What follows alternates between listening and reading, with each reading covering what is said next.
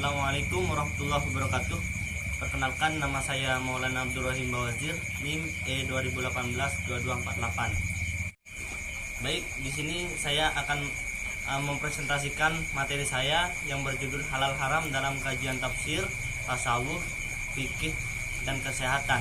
Yang pertama di sini saya akan menjelaskan halal haram dalam kajian tafsir. Jadi sebelum saya menjelaskan dalam kajian tafsirnya, saya akan menjelaskan terlebih dahulu pengertian tentang halal dan haram secara singkat. Jadi halal secara singkat adalah sesuatu yang diperbolehkan oleh syariat Islam, dan haram adalah sesuatu yang dilarang oleh syariat Islam. Dalam kajian tafsirnya ada firman Allah yang berbunyi, Bismillahirrahmanirrahim, wa kulu mimma razaqakumullahu halalan thayyiban wattaqullaha alladzi antum bihi mu'minun, yang artinya adalah, dan makanlah makanan yang halal lagi baik dari apa yang Allah telah rezekikan kepadamu, dan bertakwalah kepada Allah yang kamu beriman kepadanya. Al-Maidah surat ayat 88. Ayat tersebut menjelaskan bahwasanya Islam menggarisbawahi semua umat Islam yang tinggal di bumi. Yang tinggal di bumi ini harus mencari rezeki yang halal dan thayyib.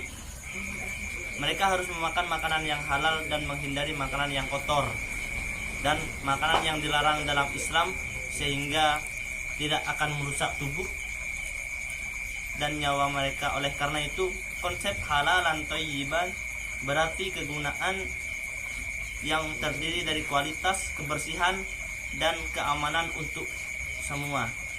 Kata thayyib di sini dalam bahasa Arab mempunyai arti baik.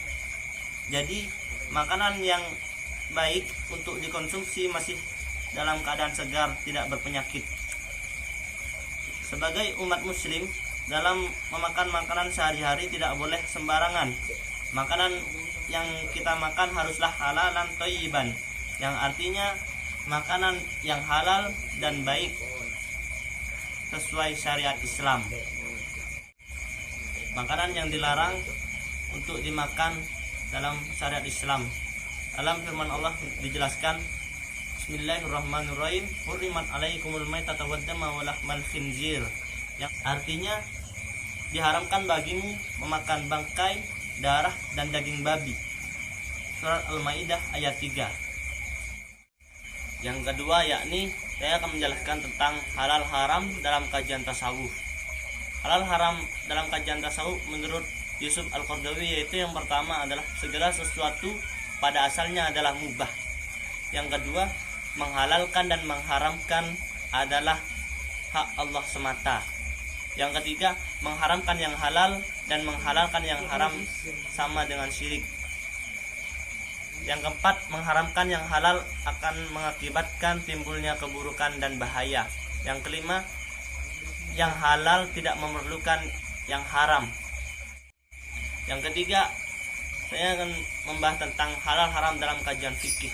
Dalam kajian fikih di sini ada al halalu bayyinun wal haramu bayyinun wa bainahuma umurun mustabihatun la ya'lamuha katsirun minan nasi.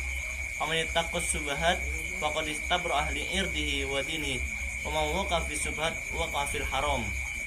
Di sini yang ketiga saya akan menjelaskan tentang halal haram dalam kajian fikih. Al halalu bayyinun wal haramu bayyinun wa bainahuma umurun mustabihatun la ya'lamuha katsirun minan nasi. Faman yattaqus subhat faqad istabra ahli irdihi wa dinihi wa man waqa fi subhat faqad waqa fil harami. Qarra'i yar'a haulal hima yusiku ayyaqa fihi. Artinya perkara yang halal itu jelas dan yang haram itu jelas. Sedangkan di antara keduanya terdapat perkara-perkara yang subhat atau meragukan, dan banyak orang tidak mengetahuinya. Maka siapa yang menghindari perkara-perkara yang meragukan, ia pun telah membersihkan harga diri dan agamanya. Dan siapa yang terjerumus dalam perkara-perkara yang meragukan, ia pun bisa terjerumus dalam perkara-perkara yang haram.